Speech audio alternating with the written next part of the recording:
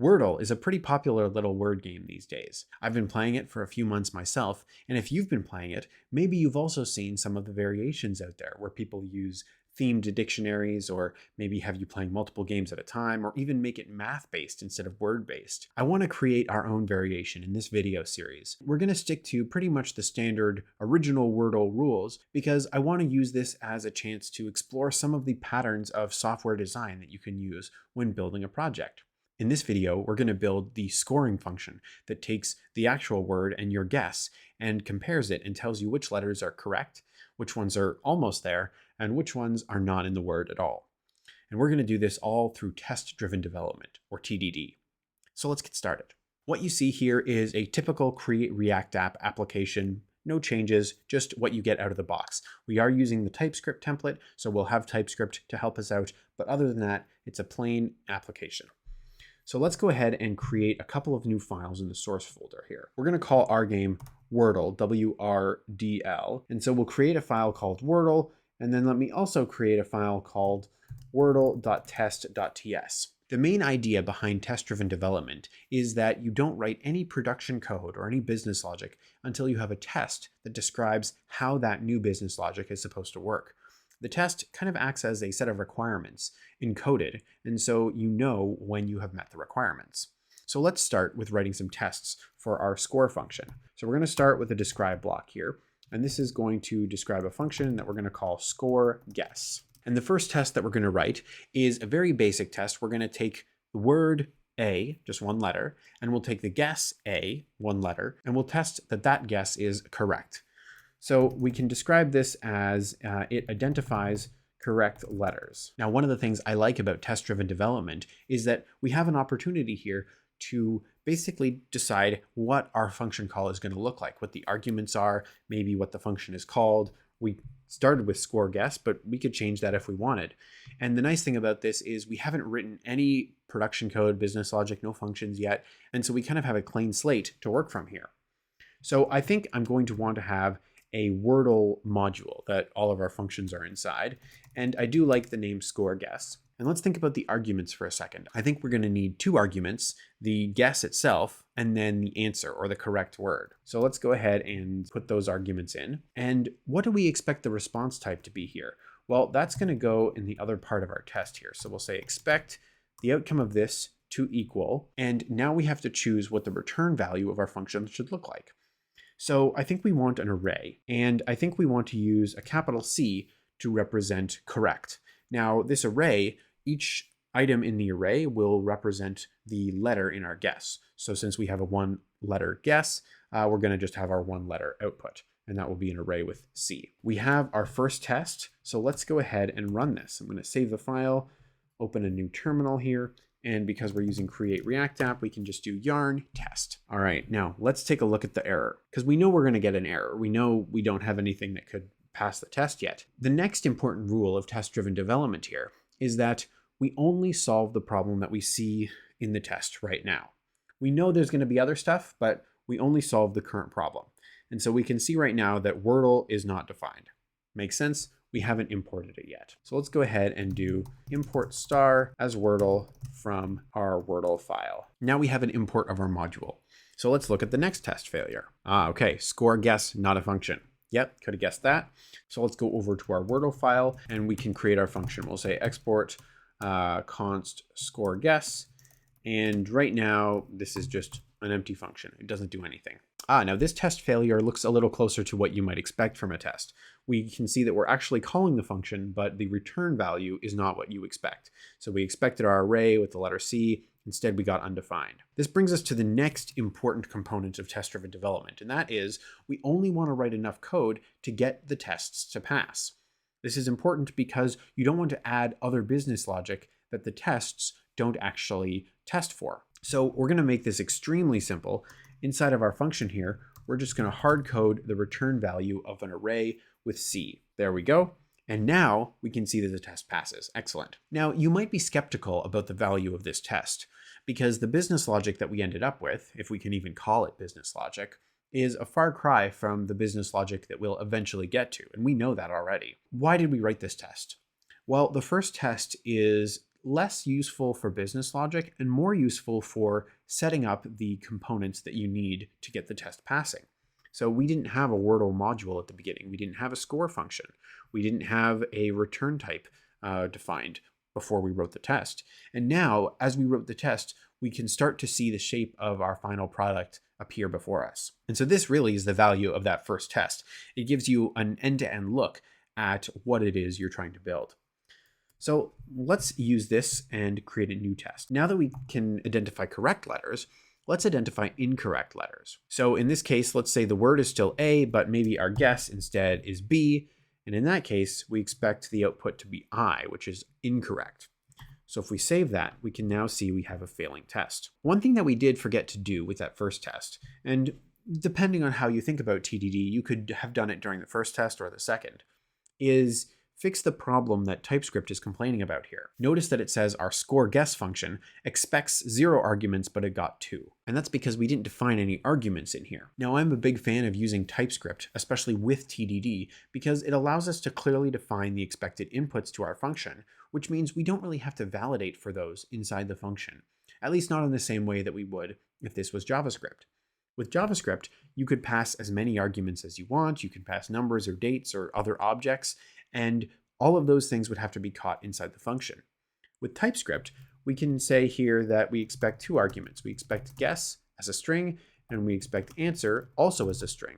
And now, whenever we call this function within our code, TypeScript will complain and not compile if we pass it something other than 2 strings. So we'll still have to do that type of input validation, especially when working with outside data, but we can push those validations to the edges of our system and have this core of business logic in the center that doesn't need to worry about those things because TypeScript handles it for us. Okay, so now that we have these 2 arguments in here, we need to get this test passing. So our first test still passing, second one still getting the incorrect value. Well, the easiest thing to do here is going to be to compare our guess and our answer. And if the guess is the same as the answer, we'll return our correct array. Otherwise, we'll return our incorrect array. Now we can see these 2 tests are passing. So again, we know this is not the final business logic, but it's a small step in that direction. So let's think about a third test. We know that we have 3 different types of letters: correct, incorrect, and almost correct. Letters that do belong in the word, but not in the location that we put them in. And this, I think, is going to open up some other interesting pieces of business logic here. So let's go ahead and create an almost. So let's say the word is AB, and maybe our guess is BX. And in this case, the first B here should get an A for almost, because it is in the final word, but not in that position. Okay, so let's add almost here. And then the second letter is X, which is not in the word, so that should be an I. So if we save this test, we can now see, of course, it's failing. We expected AI, and we just got the I. Now, this is a pivotal point in our test-driven development workflow, because at this point, we could keep adding tests that test these short words in different patterns and try and come up with some hard-coded logic that will return the right values. But at this point, I think we kind of see what we have to do, and we can start writing something closer to the final logic. So I think it should be obvious, now that we have 2-letter guesses here and 2-letter words, that we need to compare each letter to the letter in the answer that is in the same index or at the same position. And that means we need a for loop. So let's replace this with a for loop. And now within this, we need to do our comparisons. So let's start with correct letters. So we can check to see if guess at I is equal to answer at I. And if it is, we know that we need to set I in some kind of score equal to correct, or C. So let's create a score array up here. So with that, now down here, we can say score. We could do score.push because we're moving through that array in order, but I kind of like the visual look of score at index I here, just because it matches guess and answer at index I. So we'll say score at index I is C. Now let's have an else if here, and this will be for almost letters. So we know if guess I is not equal to answer at I, then we want to check to see if guess at I is somewhere else in answer. So we can do answer.includes guess at I. And so if that's the case, then we'll say score at I, which is where the guess letter is, should be A for almost. And our final else block should be pretty straightforward. Score at I should equal I for incorrect. And finally, let's go ahead and return our score. And if we save that, look at that. We have 3 passing tests. Excellent. So this is a pivotal point, as we said earlier. Now we have something that's pretty close to the actual business logic that we would want. However, there are a few other cases that we need to add tests for, and these are mainly around duplicate letters. So if you think about what it means to move through a word, a guess like this, as we go through it in our for loop, you can kind of intuitively see that if there were no duplicate letters, meaning if words didn't have the same letter more than once, then this should be all that we need, because either the letter is at the spot that we're currently looking, or it's at another spot and then we have an almost. A lot of the complexity of this, though, comes from guesses or answers that have the same letter multiple times. So that's what we need to think about next. Now, there's an interesting problem that we're going to run into here, and that is that there are a lot of different patterns that we could test, and it's hard for us to know whether or not we're hitting all of those patterns. And let me show you what I mean by this. I thought about it for a little bit, and this is the list of patterns that I came up with. These are possible ways that duplicate letters could show up. These may not be all of them, and in fact, if you can think of other patterns, put them down in the comments. But we could have duplicates in the guess, but not in the answer. We could have duplicates in both the answer and the guess.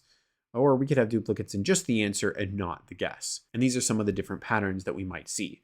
So if we take a look at an example here, let's look at the second line here. A, B, C, D is the answer, so there's no duplicates there, but the guess says C, C, Z, Y. So this first C should be an almost, because we do have a C in the word, but not at that position, and so we should get an A for that. But the second C should not be an almost. It should be an incorrect, because the one C that we do have in the word has already been matched, or has already been accounted for.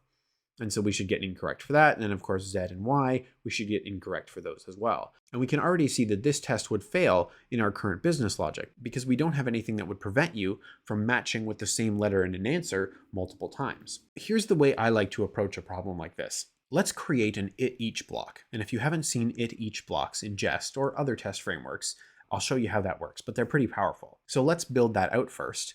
And then we'll talk about some of the pros and cons of using this approach. So the way this works is up here, still inside of our describe, we're going to call it.each.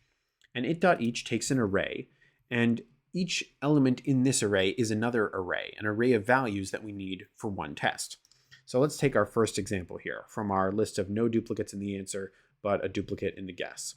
So we have our guess here is ZYXX. So we're going to say our guess first. And then our answer here is ABCD. And then the result we expect is I. All right, let's add one more just so we get the idea of how this works. The second one is CCZY. And we have the same answer, ABCD. And we expect I as the result here. So now this function actually returns another function. And this is kind of like a typical it, where it takes your description and then your callback. So the description here, we can use %s, and that will be replaced with one of these values. Now we're going to have, so let's do something like this. Let's say guess is %s, answer is %s, and we'll say result is %s. So it's not the typical description that we would use with an it block, but you'll see how this works in a second. And now each of these arguments is going to be passed to our callback. So we can say guess, answer, and result. And then let me copy one of our test lines here and put it in here. And now here, we'll replace this first argument with the guess, and we'll replace the second argument with the answer. And then in here, we've got result, and I'm just going to do split. So let's go ahead and save that. And now let's see if we pop open our terminal a little bit more, we can see what happened here. So you can see we have our 3 existing tests here, but then here's a new set of 2. We have ones that say guess, answer, and result, and you can see how the values that we want to use for that test have been replaced in the string here, and then the tests have been run.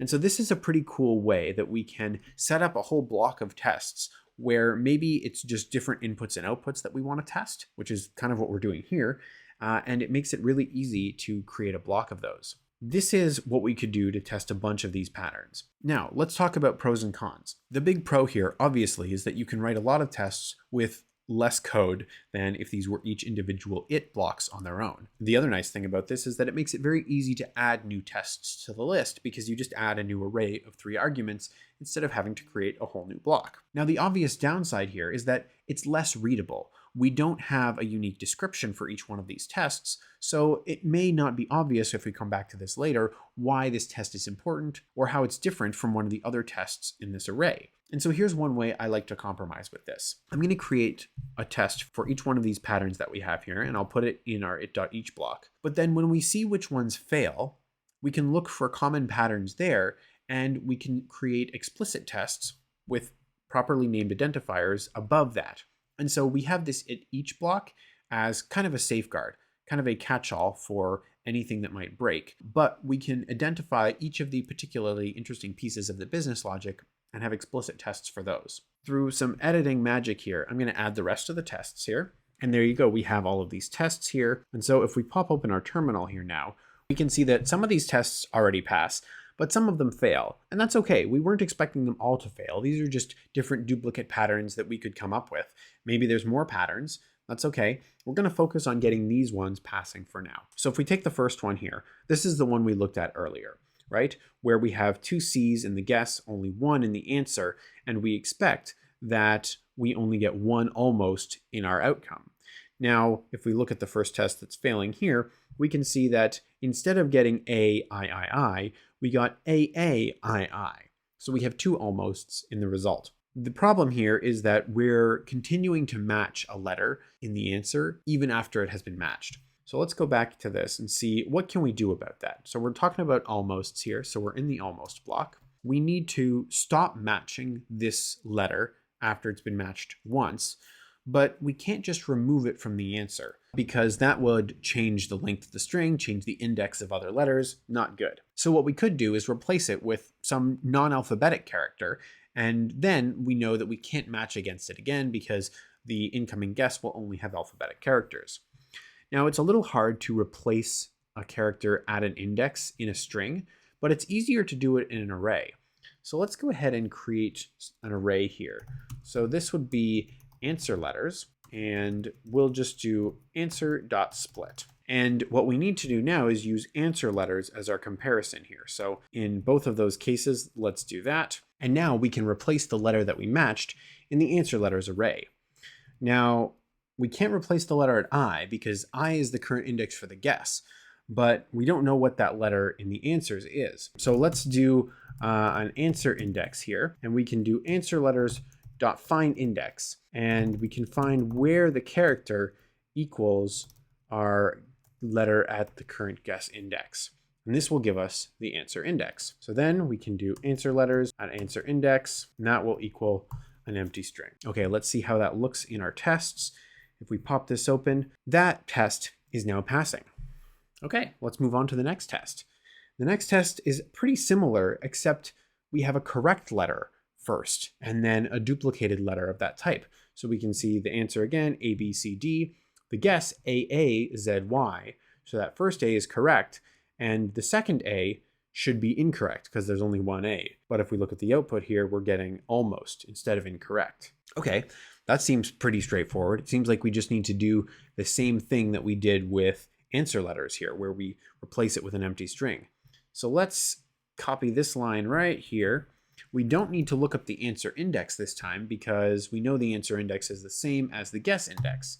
Great, we can do that. Okay, we have one more failing test. Let's see.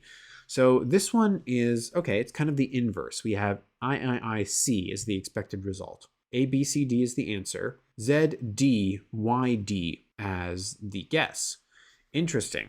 This is an interesting problem because we have a correct letter right at the end, right? The last D matches that last D, and that should be correct. But we have a D that shows up before that.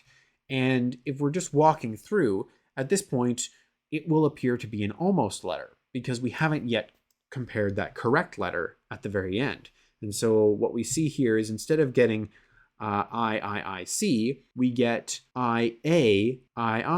This shows us that correct letters need to take precedence over other letters. Now, there's really not a great way to know which letters will be correct. We could go through the array and check for correct letters, and then go through it again for almost and incorrect letters. It's kind of the way we're going to have to do this. Let's just copy this whole for loop, and we'll clean this up in a second here.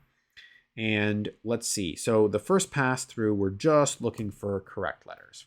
Now, How are we going to know if a letter was correct on the first go around? Well, we're removing it in the answers, but we should also remove it from the guess. This way we know not to match it in the second for loop. So let's create our guess letters here array. And now what we can do with guess letters here is let's replace guess letters at I with an empty string as well. Down here, we first want to check to see if guess letters is an empty string. And if it is, we just want to skip that because we don't want to compare those letters twice. So we can start here by saying if guess letters at I is an empty string, then continue. Let's skip this round of the for loop and continue on. And then we can also get rid of this whole first piece of the puzzle here because we have that in the previous for loop. And there we go. So that is our solution. Now let's take a look and we can already see 14 tests passing. All of the tests are passing. Now we didn't actually follow the pattern that I said we were going to follow. We made these tests pass, but we didn't create those explicit tests that describe what they're doing. So that's my bad. Let's go ahead and do that now. Well, the first one that we solved was about not matching letters multiple times. So let's add a test here that says it matches letters only once. I'm going to copy that in. Let's use this one as the example because this is a good example of it. So we have CC in the guess and only one C in the answer, and we expect I. So of course this test is going to pass right away, but I'm okay with that in this case just because we saw the other tests failing first and then we got those passing. Normally, if I hadn't gotten too excited here, I would have put this test in when this test was still failing, and we would have seen them pass together. We had one other pattern that we cared about, and that is it matches correct letters first. And the example that we had there was Z, D, Y, D as the guess, and A, B, C, D as the answer, which we already have. And then we expected that to equal I, C. We have 16 tests, but more importantly, we have tests that describe the kind of the core requirements of this system. And that is that we can identify the three types of letters. We match letters only once, and we match correct letters first. Notice how we didn't start out with a clear understanding of what those requirements are. We knew what they were in our heads, but we weren't able to put those on paper just yet. But instead, we started looking at the patterns that we knew were good and the patterns that we knew were bad, and these requirements kind of came out of that. And so this is, again, like one of the big values of test-driven development. It's great if you know those requirements, but it's also useful to help you drive out those requirements. We're just about done here. There's one more thing, though, that I love about test-driven development, and that is that we can now refactor. So we got a little bit out of hand at the end here with copying for loops and creating new arrays and that type of thing. And we did this quickly because we were trying to get tests to pass. Now that they pass, we can actually clean up this code, then run the tests again, and ensure that they still pass in the same way. So one thing I don't like here is that we have this guess letters array, but then when we iterate, we're iterating over the word itself. So what I would rather do is only use one of those values. So we'll use guess letters in all of these situations. So I'm just going to copy and paste all of those. Let's save that, and we can see all 16 of our tests are still passing. Great. What else can we do here in the form of cleanup? One thing I don't like are all of these magic strings that we have floating around. We can export const correct. We can export const almost, and we can export const incorrect. And let's create one more. I think this will only be used internally, and we'll call that empty, and that will be used as our replacement value. Okay. So let's see, correct, we can replace right here, and almost we can replace right here. And finally, incorrect, we can replace right here. And this is just a great way to tokenize those values, if you will, give them some meaning. If someone's coming to read this code for the first time, just seeing A or C might not mean anything to them. But if they see that this score for this letter is correct or is almost, hopefully that will have more meaning to them. Things are looking good. The other thing that we could do is just look up this index once, because include and find index are both going to iterate through the answers array here in some way. So let's grab this answers index here and put that outside here. And then what we can do in here is compare and see is answers index greater than -1. And if it is, then we go ahead and do a replacement. Anything else? I think this looks pretty good. This is nice and clean. I like this. One other thing, actually, let's add a few types. So we can have a type here called, what would we call this type? We can call it a guess score, a score for the guess. And this is going to be an array, and it's going to be an array of these three values. And so we can create a union of those three values, actually. Now, you could do this with an enum. I'm not a huge fan of enums because they are kind of both strings and numbers. They're great if you need like sequenced values, but in our case, these are not sequenced. So let's create a letter score type here. And this is going to be the type of correct unioned with the type of almost unioned with the type of incorrect. As you can see here, that gives us a union of C, A, and I. And then the guess score here, actually, let's use the other syntax. We can say letter score of an array. And finally, we can say that this function here is going to return a guess score. That's looking pretty clean. Oh, we do have a complaint here. Let's see, string array is not assignable to guess score. Let's go ahead and just declare this as a guess score array. And I think then we'll see that this looks a little bit better. I think we're going to call that finished for this episode. So we've used test-driven development to create our scoring function. In the next episode, we're going to use test-driven development to create a validation function, where when we enter a word into the game, before scoring it, we need to decide whether or not this is a valid guess by checking the length, checking if it's in the dictionary, and a couple of other things. So we'll get into that in the next episode. Subscribe if you're not already so you don't miss that, and thanks for watching.